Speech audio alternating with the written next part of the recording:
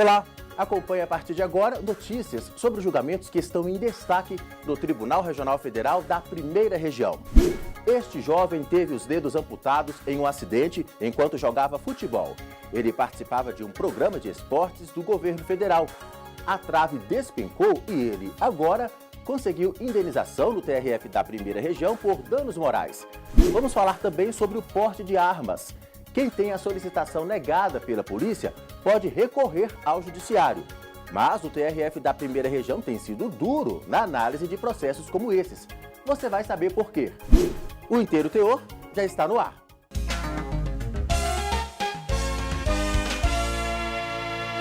Foram 3 cirurgias e uma longa internação hospitalar.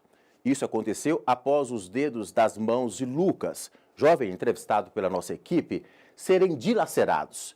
Foi enquanto ele participava de uma aula de futebol num projeto do Ministério dos Esportes. E hoje, passados alguns anos, o Lucas reaprendeu a usar as mãos e conseguiu a indenização pretendida conforme decisão do TRF da Primeira Região. Veja na reportagem de Daniela Garcia. Equipamentos devidamente fixados e piso adequado. É o mínimo que se espera de uma quadra de esportes. Mas essa não é a realidade de muitas que estão espalhadas pelo Brasil. Basta andar um pouco mais para encontrar traves soltas, buracos no chão, cercas quebradas e por aí vai. E isso pode causar acidentes, até mesmo graves. Como o que aconteceu com o Lucas, que perdeu 2 dedos da mão e ficou sem movimentar adequadamente os outros depois que a trave do gol caiu sobre a mão dele durante uma aula de futebol promovida pelo projeto Segundo Tempo do Ministério do Esporte. Não tinha rede, era uma trave solta, móvel. E o supervisor ficava longe, né? Deixava como se fosse todo mundo solto na quadra. Eu acho que foi muita falta de cuidado. Quando eu vi, a trave já estava no chão. Aí fui levado para o hospital, né, com a mão toda dilacerada, tudo despendurado. E foi bem ruim, porque chegaram a tentar estralar o dedo e já estava quebrado e puxava. E foi uma dor bem... Eu não cheguei a me desesperar tanto, mas foi algo bem que me incomodou muito durante muito tempo. Lucas era uma criança na época. Ele ficou internado e por muito tempo precisou ir ao hospital. Teve que amputar mais uma parte de um dos dedos após uma infecção. Passou por mais de 3 cirurgias. Precisou reaprender atividades básicas do dia a dia, como amarrar o cadarço ou arrumar o cabelo. Além da dor física, havia e ainda há também a sequela emocional. Eu sei que eu já deixei de ir para lugares por causa disso, já deixei de fazer muitas coisas por causa que eu tinha vergonha, não queria aceitar de jeito nenhum. Atrapalhou tudo, né? Atrapalhou tudo, principalmente quando parte escolar, tudo. Depois tive que aceitar. Porque se você nasce de um jeito, é muito mais fácil você, né? Mas como foi algo que aconteceu, pode ter sido, foi um acidente, né?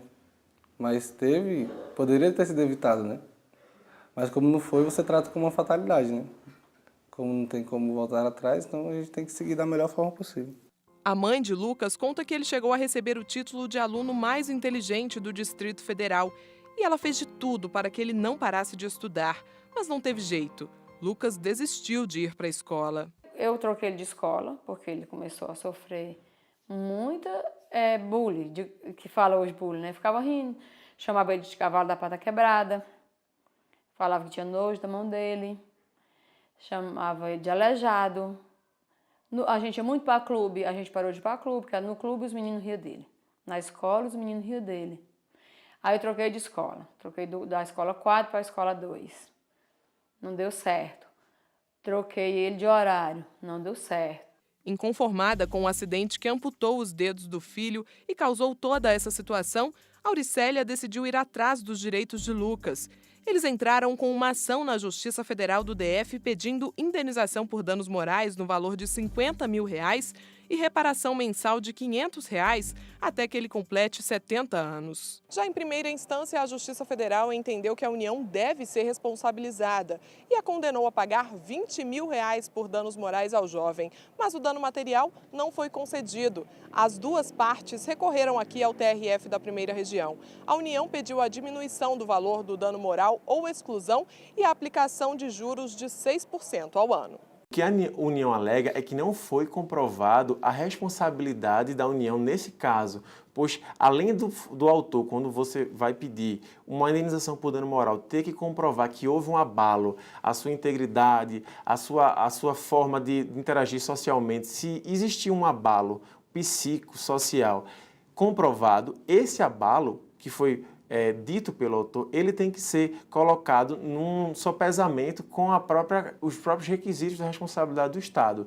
Muito embora ele fale os abalos sociais e psíquicos que sofreu com a perda dos membros, ele não comprova nos autos nem que esse fato foi causado por uma culpa exclusiva da União, nem ele comprova que essa deformidade que ele ficou vai comprometer sua vida social e profissional futuramente. Argumento que não foi aceito no TRF1. O relator, juiz federal convocado pelo tribunal, Roberto Carlos de Oliveira, decidiu manter a condenação e a quinta turma, por unanimidade, aumentou o valor da indenização por danos morais a Lucas para R$ 40 mil. Realmente houve uma falta de cuidado, uma falha da administração na seleção do local e não averiguar as condições mínimas necessárias para a prática da atividade. O que se busca, além de se fazer justiça, é tentar passar para a sociedade e para os agentes públicos, principalmente, que é necessário ter o mínimo de cuidado quando você coloca, principalmente uma criança, uma atividade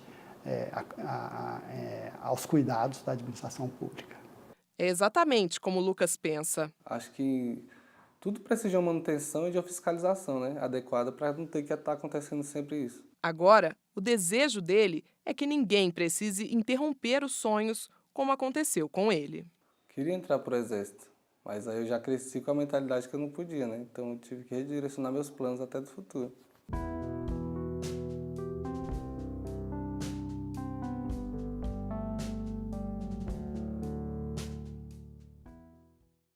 A União entrou com outro recurso no TRF da Primeira Região, embargos de declaração, contra a decisão que determinou indenizar o Lucas.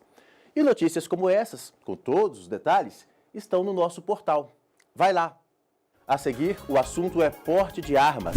Decisões do TRF1 têm sido duras quando o pedido para portar armamentos chegam ao tribunal. O nosso intervalo é bem rápido, a gente não demora. Até já!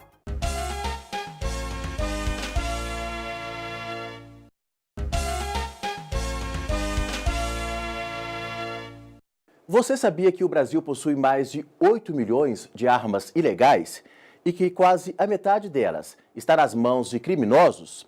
Desde 2003, quando começou a vigorar o Estatuto do Desarmamento, o Estado tem endurecido no tratamento deste tema. Mas os desafios ainda são grandes. Há quem tenha a solicitação de porte negada pela polícia por não convencer as autoridades da real necessidade de usar determinados tipos de arma e ainda assim tente reverter esta negativa entrando com ação na Justiça. No TRF da Primeira Região, a jurisprudência também tem sido dura quanto ao porte de armas.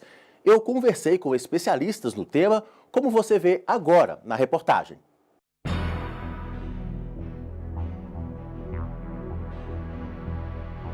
Com 15 milhões de armas de fogo, 8 para cada 100 mil habitantes, o Brasil tenta, desde 2003, desarmar sua população. É um esforço contínuo que vai desde operações especiais para a apreensão de armamentos até o endurecimento dos órgãos de segurança para conceder o porte de armas. O instrutor Rodrigo Moreira, que é credenciado para aplicar os testes necessários à obtenção do porte e também dá cursos teóricos e práticos num clube de tiro de Brasília, recebe vários candidatos todo mês. Segundo ele, os interessados até passam nas provas, mas não têm conseguido o porte. No processo de porte, existe a declaração de efetiva necessidade. Você tem que declarar para que você precisa do porte. E o delegado tem um poder discricionário, se aprova ou não essa sua declaração. E ele tem aprovado a maioria das declarações de porte que o pessoal da entrada na Polícia Federal ele tem reprovado. O endurecimento dos órgãos de segurança para conceder a licença necessária para portar arma de fogo tornou-se mais efetivo desde o Estatuto do Desarmamento e tem o apoio do Poder Judiciário. Muitas pessoas que não conseguem a autorização da Polícia Federal acabam entrando na Justiça para tentar reverter esta negativa. No Tribunal Regional Federal da Primeira Região, que tem sede em Brasília, um dos últimos casos analisados foi de um produtor rural que pretendia obter a licença para portar uma pistola semiautomática. Ele alegou que precisava desta arma especificamente para promover a segurança da propriedade rural dele, localizada em Varginha, no sul de Minas.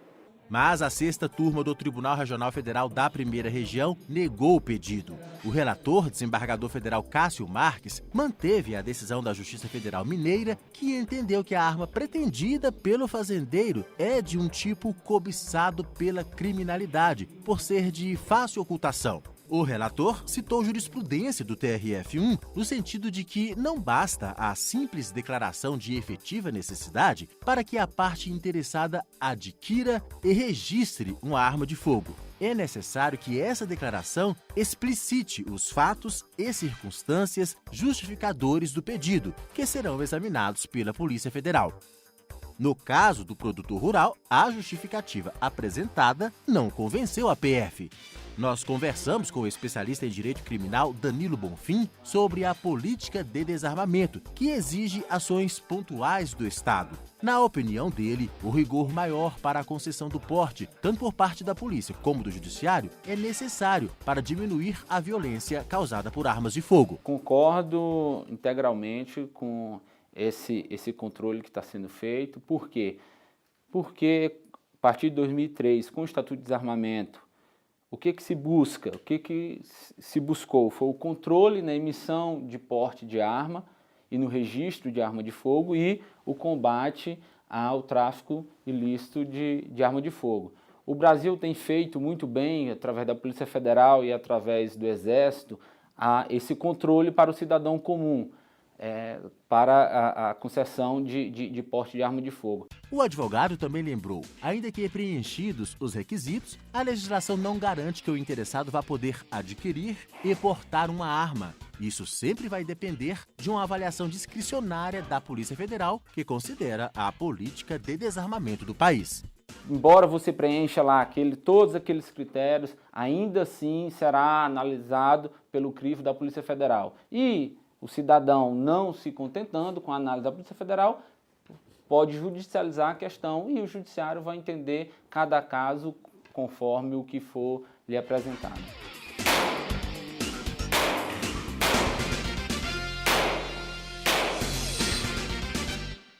E o Inteiro Teor fica por aqui. Você pode acompanhar o programa também no nosso canal no YouTube e no portal do TRF1. E estamos também no Instagram e no Facebook. Obrigado mais uma vez por sua companhia. Tchau!